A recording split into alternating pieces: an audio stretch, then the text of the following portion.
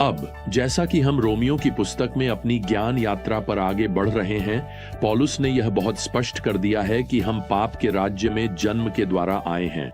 हम आदम की संतान हैं। हम गलत परिवार में जन्मे हैं, आदम के परिवार में, मानव जाति में, और वैसे भी यह न्याय और मृत्यु की ओर बढ़ रही है।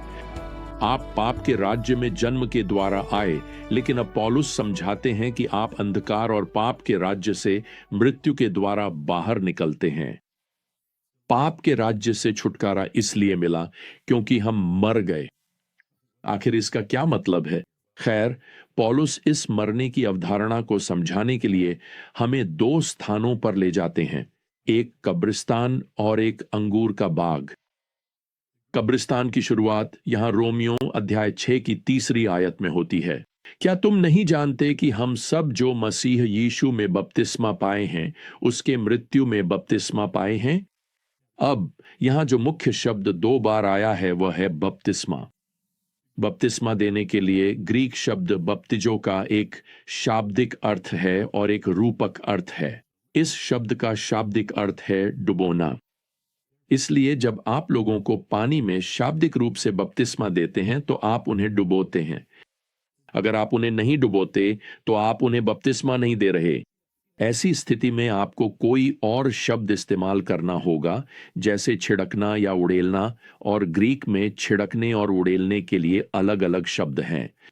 लेकिन ये शब्द कभी भी नए नियम में किसी भी विश्वासी के बपतिस्मा के संदर्भ में इस्तेमाल नहीं हुए हैं।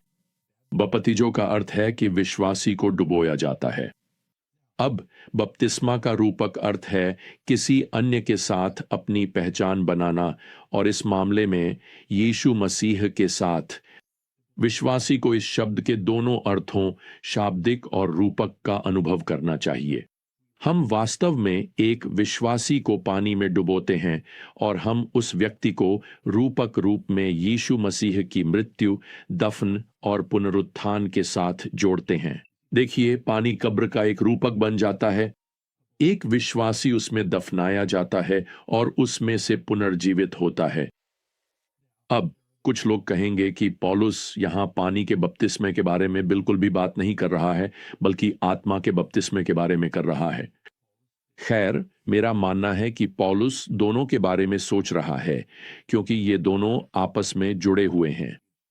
पौलुस ने 1 कुरिन्थियों 12:13 में लिखा, क्योंकि एक ही आत्मा में हम सब एक ही देह में बपतिस्मा अर्थात डुबोए गए। आत्मा का बपतिस्मा वह बपतिस्मा है जिसमें पवित्र आत्मा के द्वारा हम मसीह की देह में डुबोए जाते हैं, और यहाँ की भाषा बहुत मिलती जुलती है, जैसा कि हम रोमियो 6:3 में पाते हैं, जहाँ पौलुस लिखता है, हम मसीह यीशु में बपतिस्मा अर्थात डुबोए गए हैं। मसीह की देह में डुबोया जाना आपके परिवर्तन के समय पवित्र आत्मा के कार्य के द्वारा हुआ था। मेरे कुछ मित्र मुझसे पूछ सकते हैं, क्या तुम्हें कभी पवित्र आत्मा से बपतिस्मा मिला है? और मैं हमेशा उत्तर देता हूं, बिल्कुल हाँ। और मसीही, आप भी इसी तरह उत्तर दे सकते हैं। असल में मसीह की देह में पवित्र आत्मा के द्वारा बपतिस्मा पाए बिना विश्वासी होना असंभव है। जल बपतिस्मा उस अदृश्य आत्मिक बपतिस्मा की दृश्य तस्वीर है। यह हमारे मसीह के साथ पहचान को दर्शाता है, जिसे पवित्र आत्मा के द्वारा पहले ही सुनिश्चित किया जा चुका है। अब पौलुस यहां 4 पद में लिखते हैं, इसलिए हम उसके साथ बपतिस्मा लेकर मृत्यु में गाड़े गए, ताकि जैसे मसीह पिता की महिमा के द्वारा मरे हुओं में से जिलाया गया, वैसे ही हम भी नए जीवन में चलें। प्रियजनों, जल बपतिस्मा मसीह की मृत्यु, गाड़े जाने और पुनरुत्थान में हमारी पहचान को दर्शाने का सर्वोत्तम तरीका है।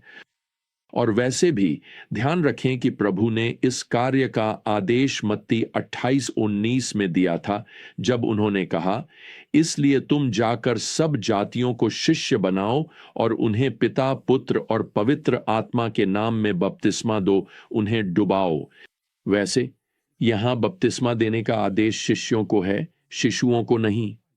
नए नियम में एक भी ऐसा पद नहीं है जो किसी भी प्रकार के धार्मिक जल छिड़काव को शिशु के माथे पर करने या यहां तक कि किसी शिशु को पानी में डुबोने की शिक्षा देता हो। बाइबल में बपतिस्मा को कभी भी ऐसा नहीं दिखाया गया है कि यह आपके माता पिता आपके लिए करते हैं। यह वह है जो आप मसीह के लिए करते हैं, दुनिया को यह दिखाने के लिए कि आप उद्धार पाए हैं और आप यीशु मसीह की मृत्यु, गाड़े जाने और पुनरुत्थान में अपने विश्वास के द्वारा अपनी पहचान प्रकट कर रहे हैं। अब पौलुस यहां चौथे पद में आगे कहता है कि हमें नए जीवन में चलने के लिए उठाया गया है। तो प्रियजनों, मैं आपको बताना चाहता हूं कि एक मसीही केवल अपनी आदतें नहीं बदलता, एक मसीही को पुनर्जीवित किया गया है, अर्थात मसीह में एक नया जीवन दिया गया है। पौलुस कुलुस्सियों को 3 अध्याय में लिखता है, यदि तुम मसीह के साथ जीवित किए गए हो तो ऊपर की बातों की खोज करो, क्योंकि तुम मर चुके हो और तुम्हारा जीवन मसीह के साथ परमेश्वर में छिपा हुआ है। दूसरे शब्दों में, विश्वास करने वाला अपने पुराने जीवन के लिए प्रभावी रूप से मर चुका है। उसे जीवन के एक नए सिद्धांत, एक नई ऊर्जा के लिए उठाया गया है।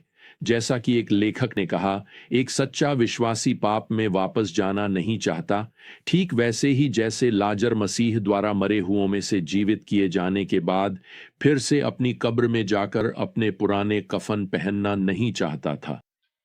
मुझे डर है कि आज बहुत से लोग मसीह में नया जीवन पाए बिना अच्छा जीवन जीने की कोशिश कर रहे हैं। वे हर जनवरी में अपनी आदतें बदलने की कोशिश करते हैं। तो सुनिए, मैं आपको बता दूं, वे पत्ते अंजीर के पत्ते हैं। आदम और हव्वा अपने पाप को अंजीर के पत्तों से नहीं ढक सके और न ही आप ऐसा कर सकते हैं। आज लोग अपनी आत्मिक मृत अवस्था को जीवित करने के लिए तरह तरह की चीजें आजमा रहे हैं। प्रियजनों, अविश्वासियों को पुनर्जीवन की आवश्यकता नहीं है, उन्हें पुनरुत्थान की आवश्यकता है। उन्हें मसीह में नया जीवन चाहिए। अब इसी के साथ पौलुस हमें कब्रिस्तान से दाख की बारी की ओर ले जाते हैं। वह यहां 5वीं आयत में लिखते हैं, क्योंकि यदि हम उसकी मृत्यु के समान उसके साथ एक हो गए हैं तो हम निश्चित रूप से उसके पुनरुत्थान के समान भी उसके साथ एक होंगे। इस आयत में 2 बार अनुवादित शब्द एक का अर्थ है एक साथ बढ़ना, और पौलुस के मन में एक शाखा का दाखलता में प्रतिरोपित होना है। यह हमारे मसीह के जीवन के साथ एकता का वर्णन करता है। गलातियों 3:27 में पौलुस लिखते हैं, विश्वासियों ने मसीह को पहन लिया है। दूसरे शब्दों में, मसीह के साथ हमारी पहचान, मसीह के साथ हमारी एकता ऐसी है कि यह कहा जा सकता है कि हम मसीह से आच्छादित हैं। और रोमियो 6 में यहां इस उपमा में मसीह के जीवन का रस हम में और हमारे द्वारा जो शाखाएं हैं प्रवाहित हो रहा है, क्योंकि हमें अनुग्रह से उसमें प्रतिरोपित किया गया है। मैं आपको बताना चाहता हूं प्रियजनों, मसीह में जो आप हैं उसका बहुत कुछ बिल्कुल नया है। आपकी एक नई पहचान है, आपकी एक नई नियति है, आपका एक नया स्वामी है, एक नया उद्देश्य है, एक नया हृदय है, एक नई आत्मा है, यहां तक कि एक नया गीत भी है। बाइबल कहती है आप एक नई सृष्टि हैं। कभी आप आत्मिक रूप से मरे हुए थे, आप अंधकार और पाप के राज्य में बंधे हुए थे, लेकिन मसीह में आप उन सब बातों के लिए मर गए। आप उसमें दफनाए गए और फिर उसके साथ उठाए भी गए एक नई स्वतंत्रता के लिए, एक नया जन्म, मसीह में एक बिल्कुल नई जिंदगी। वास्तव में परमेश्वर की दृष्टि में प्रियजनों, जब मसीह मरे और फिर जी उठे, आप भी उसमें थे, आप अभी भी उसमें हैं, स्वर्गीय स्थानों में विराजमान हैं। आप जानते हैं, मुझे उस पुराने कलीसियाई गीत की याद आती है जिसमें कुछ बहुत अच्छे सवाल पूछे गए हैं।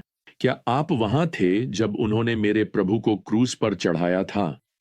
और जवाब है हां। क्या आप वहां थे जब उन्होंने उसे कब्र में रखा था? हां। क्या आप वहां थे जब परमेश्वर ने उसे कब्र से जीवित किया?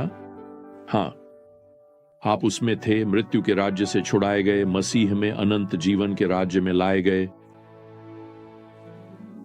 तो प्रियजनों, जब तक हम फिर से इस ज्ञान यात्रा पर रवाना नहीं होते, प्रभु यीशु मसीह का अनुग्रह, परमेश्वर का प्रेम और पवित्र आत्मा की संगति आप सभी के साथ बनी रहे। आमीन।